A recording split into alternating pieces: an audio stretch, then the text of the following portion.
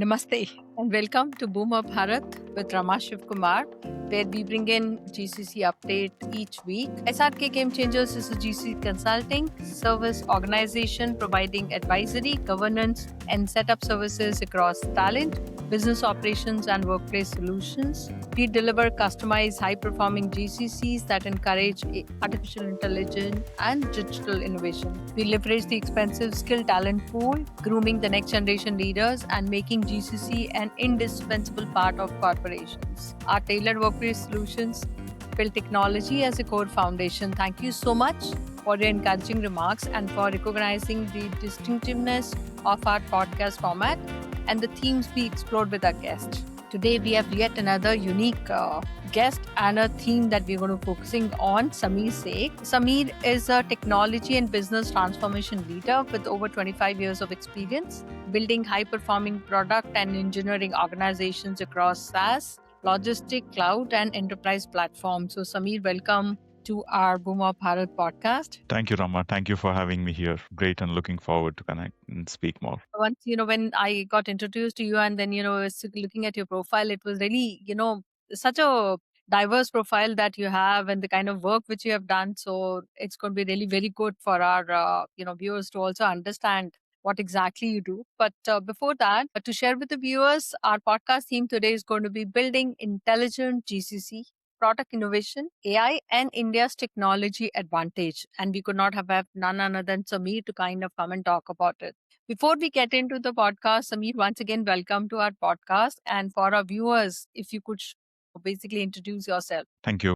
Thanks, Rama. Hello, everyone. I am Sameer Sheikh. I work with XPO. I head the India GCC and look after the technology and finance pieces of GCCs here. With over 25 years in the industry, I have been specifically managing technology teams, building them up from 0 to X. Prior to XPO, I was heading the GCC for iDocs since 2009 when I had set it up here. A born raised Punekar, two boys, and I'm a sport enthusiast and a tech evangelist. And that's probably where you see a lot of diverse things happening in my portfolio and profile. That's me. Yeah. Well, thank you so much. So, on the guess, if you're watching IPL, who's going to win the trophy this time?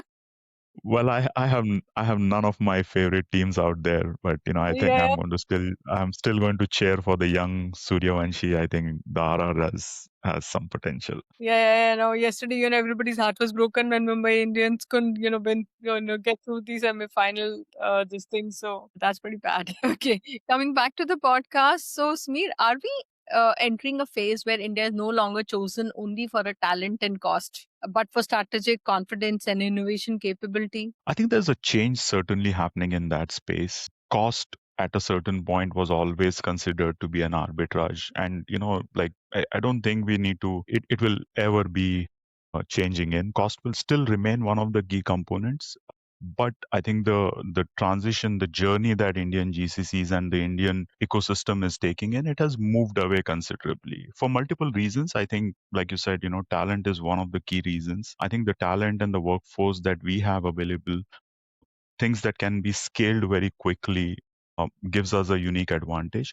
But what is changing, and the transition that we are talking about, is the strategic part of it, which is where we see that product ownership, product engineering, AI as a skill, deep tech skill set that we have. I think those areas of segments have started making things better for us. And while organizations are trying to set up their GCCs, I think these also have started playing a major role in that understanding. I think one of the very recent conversation I was having in with someone, we spoke about the evolution of deep tech in India. I think we have always been considered as service organizations where we deliver what is being asked for. But I think with deep tech, with AI evolving so much, with the AI skill set that is getting created within our frames, within our ecosystem, I think that gives us a unique advantage. So while cost will remain one of the key components when you start the GCCs, I think the journey from when you start and when you mature your GCC, these other factors have started playing an important role even before they set up, or before organizations set up a GCC, for sure. Yeah. It is a question of the cost of not doing. uh, is very important. The one is Thank you. that you save the cost of coming here. It's again the cost of not doing. Coming from a finance background, I always talk about these are different. Cost of having old systems. You have to do a lot of cost on the maintenance. A lot of time we don't even think about those costs.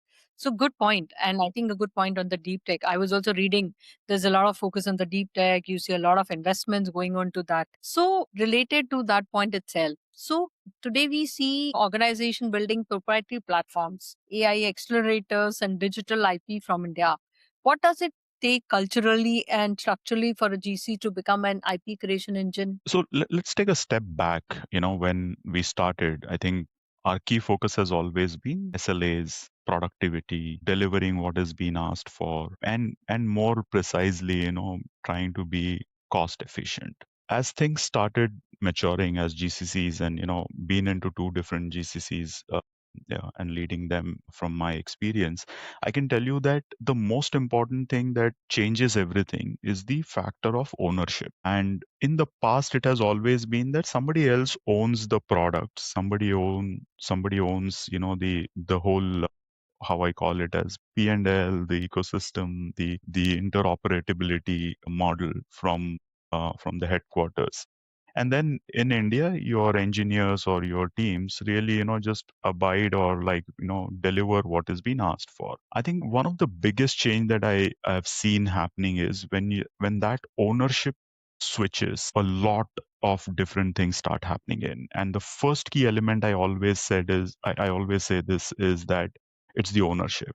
And it is not the ownership of the task, because I think most of the times we hear this, that oh yeah, we need product ownership. I don't think it is about product ownership. Let's for a moment understand the reality that the businesses are running in outside India.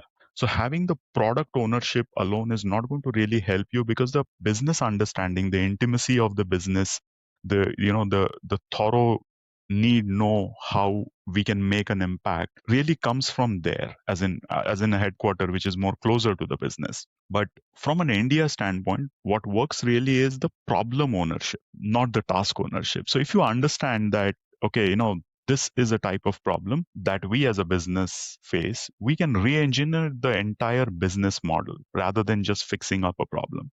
So that's the first thing I always feel, that the problem ownership changes a lot. And from a cultural standpoint, that is needed. The other thing that is required in this whole, making your GCC successful in the current paradigm, I think the failure appetite is very, very important. And traditionally, I think, headquarters usually utilize GCC in their early or mid phase to kind of like work for speed. We want something delivered quickly, scale your teams, get it done. Now in that attempt, it usually happens that, the scale happens, the speed happens, but the effective part of R&D, or what we call as innovation, does not take place. And that is where innovation takes a long time, because teams start relying more on the delivery models. They know that it can be delivered out here, and they keep pushing those deliveries.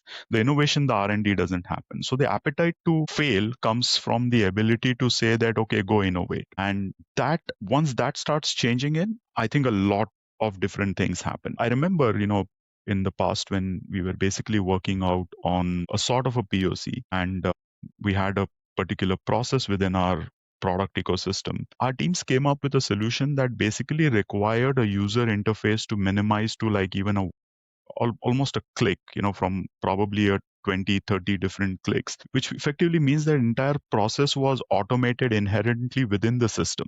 When that POC came up for discussion, the headquarter was amazed at what the team could do. And this was without even talking about a problem statement. Because most of the time, I think if we see the headquarter come up and say that we want this problem to be solved, and that's it. And then the teams work on it, and then they may succeed or they may fail. That appetite to failure will only then allow your teams to go innovate, try out something that is not being done. So I think that's the second part of the culture that really is important. The third is a mindset.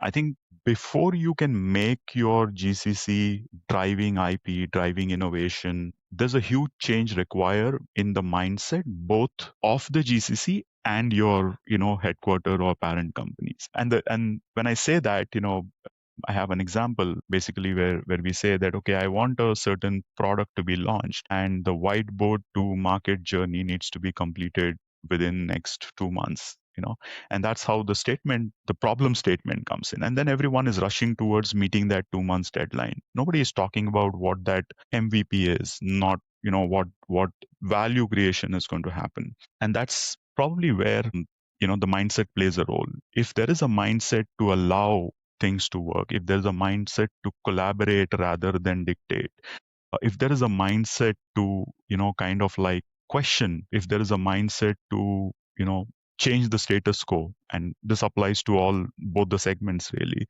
but that is where I think innovation starts happening in. And the fourth thing that I always feel is the value creation. I think most of the time I have seen teams focusing on deliveries, like GCCs that have scaled or even matured for that matter, they focus on delivery. If you are doing a timely delivery, if you are doing the delivery within the budget, you're all successful. I don't think that is the answer. It's the value creation that is going to change things, and that value creation cannot really be pushed on you. I think the GCC have to own it. They have to start taking things on their own.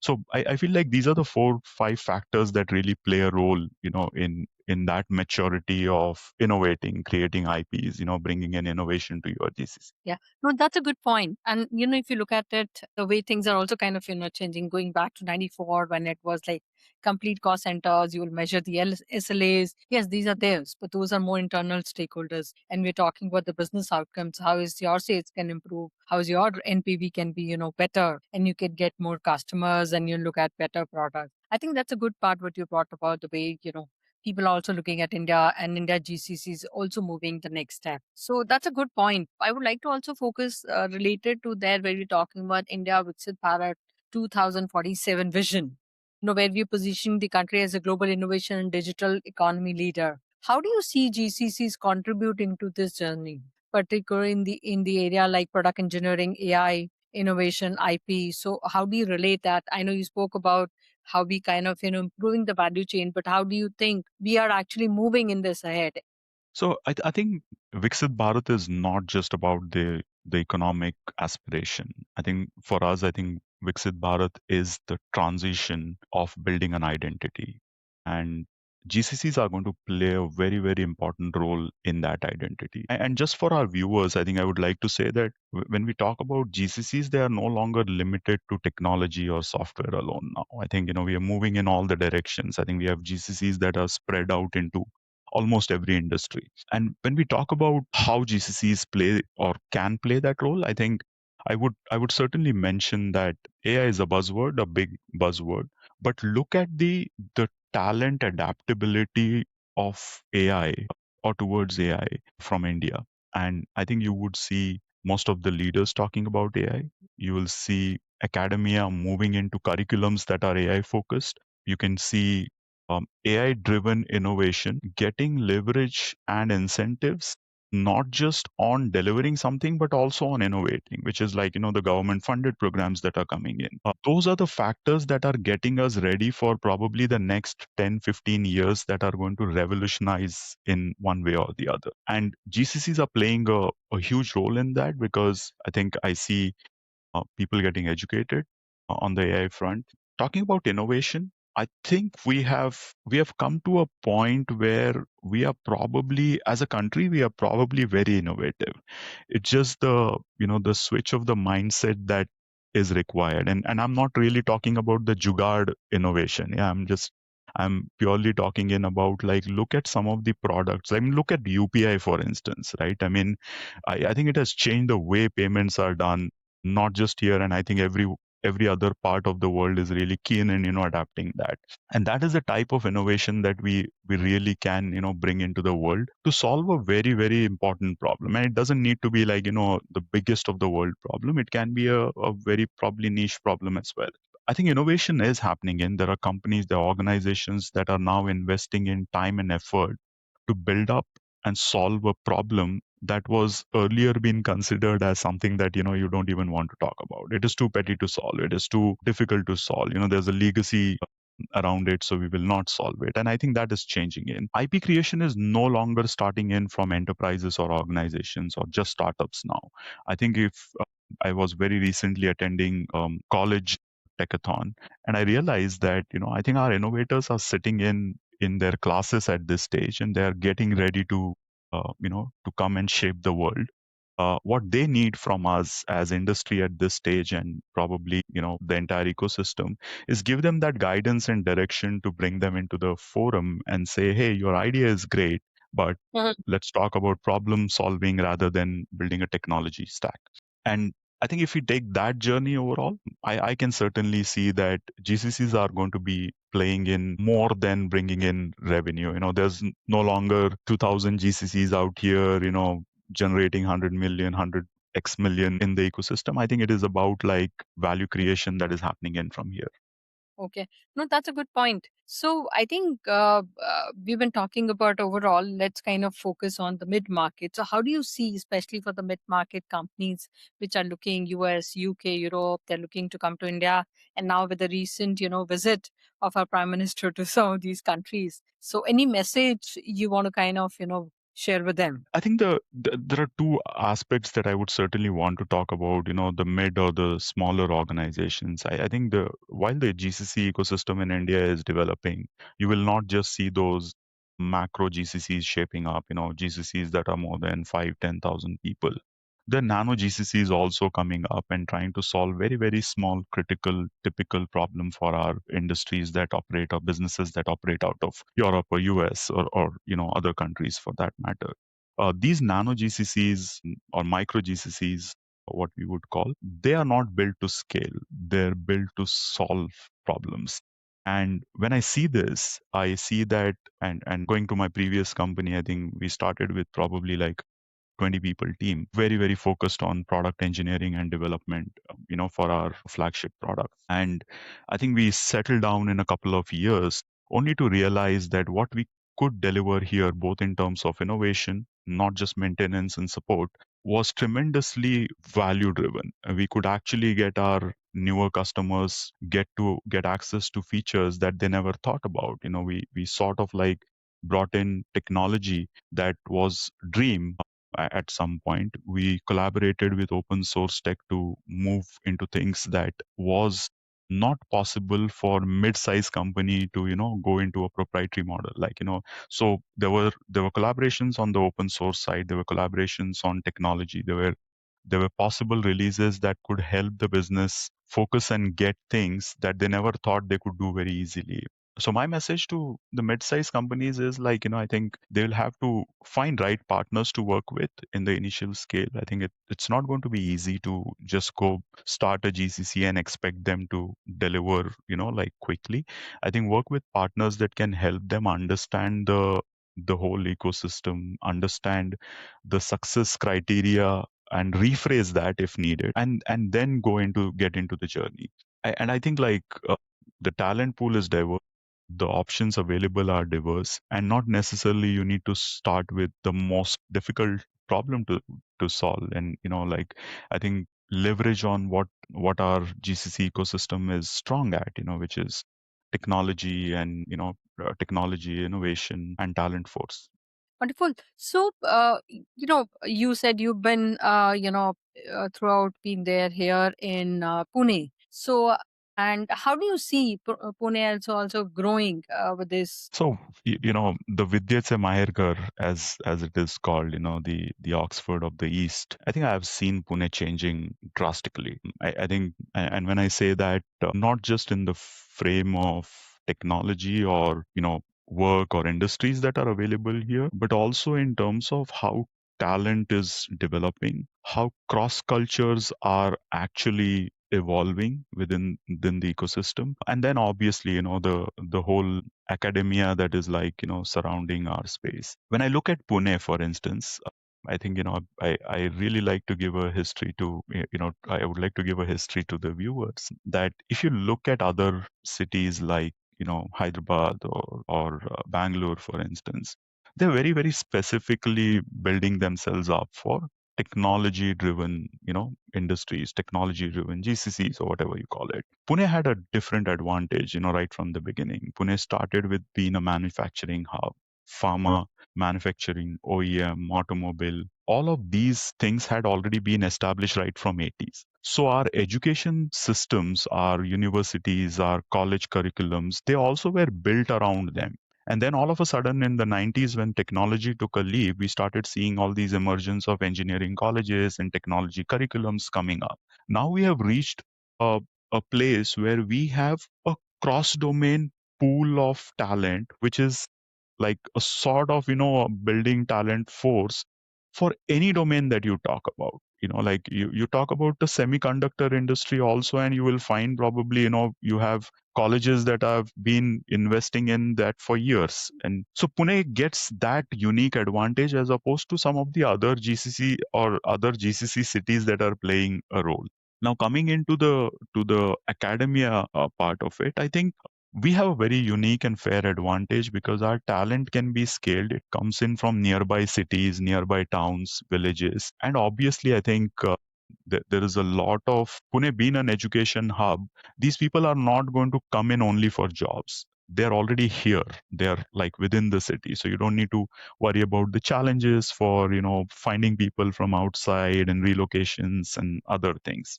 Coming into the tech world of GCC, I think the ecosystem has built up. I obviously know that people are going to talk about the airport and proximity and other things. I think these are the problems of infrastructure that get solved over a period of time. Maybe 5 years down the line, we will not be talking about it at all. But when we talk about the the the development of the city and its talent pool, we are now going into a transition phase where people are talking about startups within Pune. We have a incubation center in the NCL that I visited once, and you can actually see a lot of enthusiasts or lot of startup aspirants who are talking about building a startup industry. They have product ideas, they have unique engineering skills, and they're not looking at technology only in one sphere. I think they have spread out into multiple areas as needed. So Pune has I've been a Punekar. I'm always going to advocate, no matter if I have a metro running directly from my house to the workplace or not. But I think Pune holds a very You very know, unique advantage. yeah. No, I think it's a good point. What I would also like, kind of focus on then we're talking about, Pune. If you also see going back to now and versus today, the ease of business has kind of, brought about a kind of a competition between the states, which I keep saying, Hyderabad, like at the first, we're talking about IBM Center coming over there, quantum computing, we're talking about. Pune has a different kind of, stuff.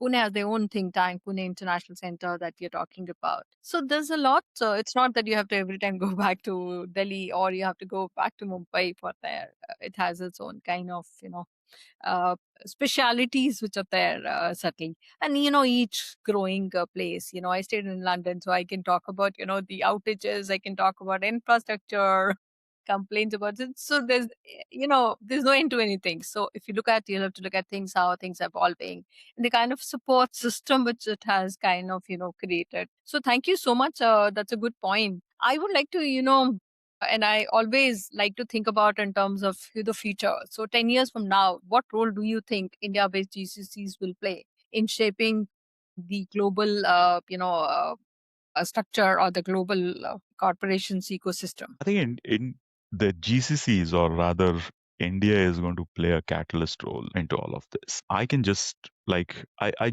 and I want to very very specifically tell you with the the Gen Z and Alpha that will come into the workforce in the coming days. The clarity with which they operate, the clarity that they expect, and the most important thing is how quickly they want to solve problems for themselves is going to change the way India is going to, you know, play a role. And I would say that India is no longer going to be taking directions. I think India is going to be defining those directions, and be the field of technology or anything else. I think there's a lot of innovation happening, and there's a lot of workforce that comes with a mindset of disruption. They would like to really solve a problem with least amount of effort. At the same time, they would like to fix the root cause of problems. And I think with that mindset, India will scale. Obviously, it's not just going to be all hazy rosy things that are happen. There's a lot of investment, political will, mindset switches, and rehaul of our academia needed to get there. Industries will certainly have to work very, very closely. We do that. We work with universities to make sure that we try to give them inputs on what is important for the future generation to come into the workforce that will solve our problems. So I think they need to get that view to solve in. But I think, there's a great future for India. We see things are going to run at rocket speed, if you talk about it. Yeah.